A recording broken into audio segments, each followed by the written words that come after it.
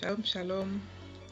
Bienvenue à la lecture de la Rhapsodie du lundi 26 avril 2021. Rhapsodie écrite par le pasteur Chris Oyakilome. La lecture vous est offerte par les vérités de l'Évangile. Le thème d'aujourd'hui est l'essence divine. Et le verset d'ouverture est 1 Timothée 6, verset 12, qui se lit ainsi. Combat le bon combat de la foi. Saisis la vie éternelle, à laquelle tu as été appelé, et pour laquelle tu as fait une belle confession en présence d'un grand nombre de témoins. Le pasteur Christ dit, la Bible dit que Dieu a tant aimé le monde qu'il a donné son Fils unique, afin que quiconque croit en lui ne périsse point, mais qu'il ait la vie éternelle. Jean 3, verset 16. C'est pourquoi Jésus est venu, donner la vie éternelle aux hommes, afin qu'ils puissent être en communion avec Dieu.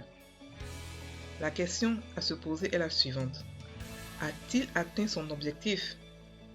Absolument. La Bible dit dans 1 Jean 5, verset 11, la version amplifiée, et voici ce témoignage. C'est que Dieu nous a donné la vie éternelle, et cette vie est dans son Fils. Il n'est pas sur le point de nous donner la vie éternelle.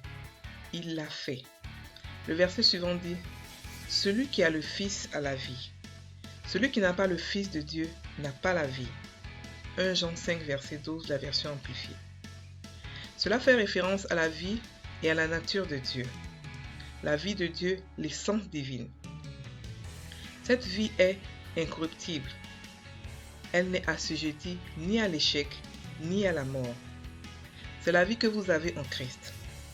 Éphésiens 2, verset 1 dit, « Vous qui étiez morts par vos offenses et par vos péchés, il vous a rendus à la vie. » Vous n'êtes plus morts dans vos péchés. Pourquoi? Vous avez la vie éternelle maintenant. Malheureusement, peu de chrétiens savent qu'ils ont la vie éternelle. Ainsi Jean dit, « Je vous écris ces choses à vous qui croyez au nom du Fils de Dieu, afin que vous sachiez que vous avez la vie éternelle. » 1 Jean 5, verset 13. Jean leur a écrit ceci parce qu'ils vivaient comme s'ils n'avaient pas la vie divine. Maintenant, vous pouvez mieux comprendre pourquoi Paul écrivait à Timothée en disant « Saisis la vie éternelle ». La partie soulignée est « epilambanomai » en grec. Cela signifie « saisir quelque chose sans lâcher prise ». C'est ainsi que vous devez aborder la vie éternelle. Que ce ne soit pas une simple connaissance théorique pour vous. Saisissez-la. Faites en sorte qu'elle marche pour vous. De temps en temps, déclarez « J'ai la vie éternelle » au nom de Jésus. Par conséquent, je vis au-dessus des éléments de ce monde. Je suis dans la domination. Béni soit Dieu. Si c'est un problème de santé, ne pleurez pas. Plutôt, déclarez et continuez à déclarer. Je suis parfait en Jésus-Christ. Je refuse d'accueillir toute maladie, infirmité ou douleur dans mon corps, car j'ai la vie de Dieu en moi. J'ai saisi la vie éternelle. Bientôt, votre corps physique s'y conformera, car il a été impacté par la vie divine en vous. Fin de la Rhapsodie. Le pasteur Christ aujourd'hui nous dit ce que c'est que la vie éternelle. Il nous dit que, en tant que chrétiens, nous avons la vie éternelle. La vie éternelle, ce n'est pas lorsqu'on va mourir ou ce n'est pas lorsqu'on sera avec Dieu. C'est maintenant. C'est maintenant la vie éternelle. Et c'est quoi la vie éternelle? La vie éternelle, c'est la nature de Dieu.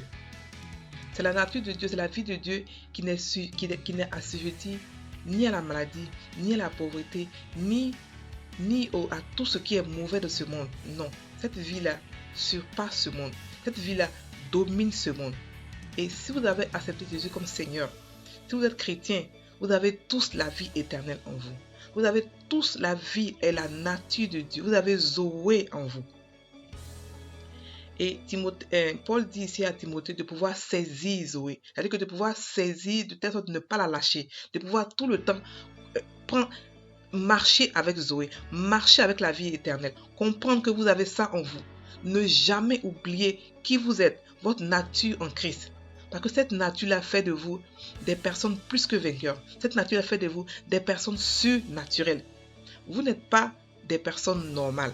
Vous avez été recréés à l'image de Dieu. Vous n'êtes pas n'importe qui. Vous êtes différent du monde. Mais pour que cette vie éternelle marche en vous en tant que chrétien, vous devez être conscient de la vie ou de ça. Vous devez être conscient que vous avez la nature de Dieu. Donc vous devez la confesser tout le temps. Vous devez la confesser. Quel que soit ce que vous voyez dans votre vie, quelle que soit la pauvreté, quels que soient les problèmes, quelle que soit la maladie, vous devez toujours confesser que vous avez la vie éternelle, qui n'est pas sujet à la maladie, qui n'est pas sujet à la pauvreté, qui n'est pas sujet à la tristesse, qui n'est pas sujet à la dépression, qui n'est pas sujet à l'oppression, mais qui est sujet à la paix, l'amour, la joie, tout ce qui est bon, tout ce qui est positif dans ce monde, la vie éternelle et surtout la domination. La domination sur quoi? La domination sur ce monde, la domination sur Satan, la domination sur la maladie, la domination sur les problèmes, la domination sur le péché. Vous avez la domination, vous êtes né comme ça, vous n'avez pas mérité, vous n'avez pas demandé. Dieu vous l'a donné gratuitement lorsque vous avez accepté son fils Jésus. Donc frères et sœurs, Dieu nous a vraiment aimés. Avant nous, il n'y a eu personne qui ait la vie éternelle. Avant nous, il n'y a pas eu de prophète qui avait la vie de Dieu, qui avait la nature de Dieu. Aucun prophète n'avait la nature de Dieu. Moïse qui a fait de grandes choses n'a jamais eu la nature de Dieu. Abraham n'a jamais eu la nature de Dieu. Seulement nous les chrétiens, ceux qui ont accepté Jésus, c'est ceux-là seulement qui ont ce privilège d'avoir la nature de Dieu.